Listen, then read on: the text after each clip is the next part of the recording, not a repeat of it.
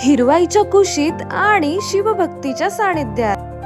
Welcome back my channel. Like, share and subscribe.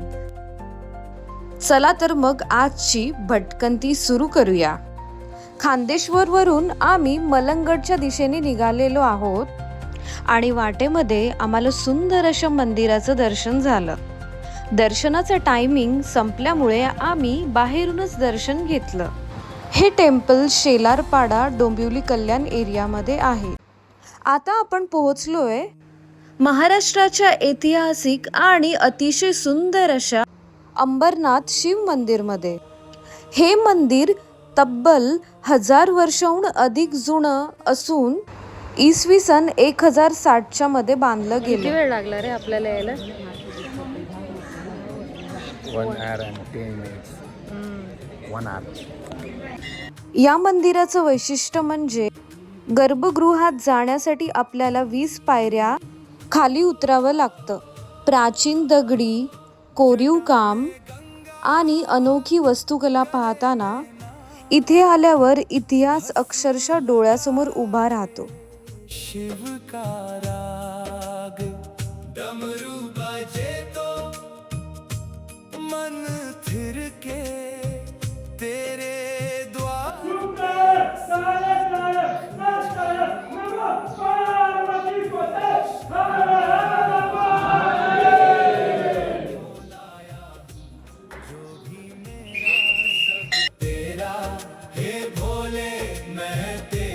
कब से भटका कब से डोला अब तो बस तेरा नाम ही बोला. मन का दीपक तू ही जलाए अंधियारे में राह दिखाए.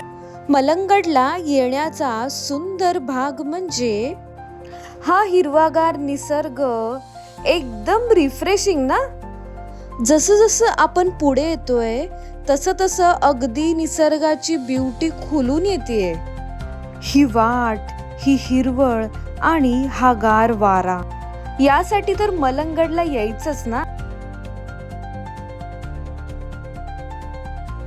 फायनली आम्ही फर्निक्युलर रोपवेच्या इकडे पोचलो आहे. खूप सुंदर नजारा दिसतोय इथून लिटरली. आम्ही गाडी पार्क करून तिकीट काढलं. फुल तिकीट आहे 150 आणि हाफ तिकीट आहे 75 रुपये. जर तुम्ही कोणतं व्हेकल पार्क केलं असेल तुमचं तर इकडे आवरली बेसिस ते लोक अमाऊंट घेतात.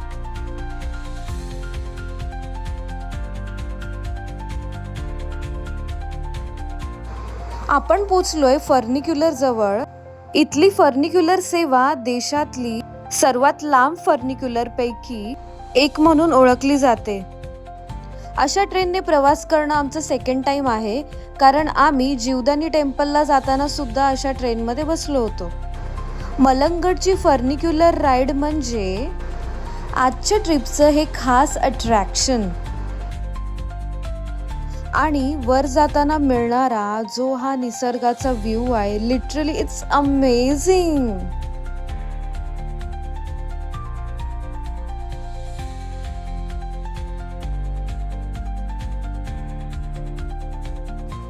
व्ह्यू बघून एक्साइटमेंट खूप जास्त वाढत होती. फायनली आम्ही आलो. कसं वाटतं इकडे? खूप छान वाटते. खूप हिरवळ आहे आणि नॅचरल प्लेस वाटते.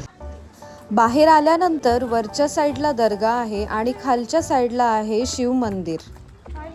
लकीली आम्हाला दोन्ही गोष्टीचं दर्शन भेटलेलं आहे. दोनही लोकेशनचं डिस्टन्स अर्धा तासाचं आहे. एकीकडे डोंगरांचा नजारा आणि दुसरीकडे मनाला शांत करणारा हा प्रवास. ही फक्त एक भटकंती नाहीये. प्रत्येक पावलागणी एक वेगळाच अनुभव मिळतोय.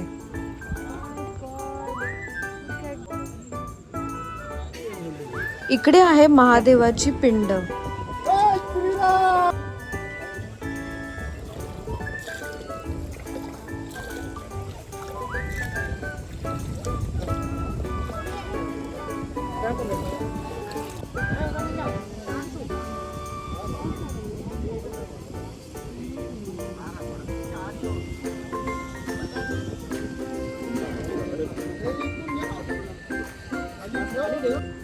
कधी कधी मन रिफ्रेश करण्यासाठी मोठ्या प्लॅनची गरज नसते, असा निसर्ग पुरेसा असतो.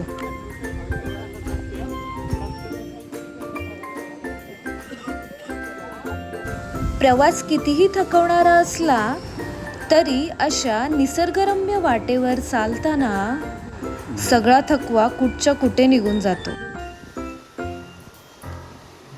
हे बघा श्रेया किती थकली आहे, कारण की मी तिला हा गाडावर घेऊन गेलेलो. तर प्रसन्न, बघ किती गर्दी आहे.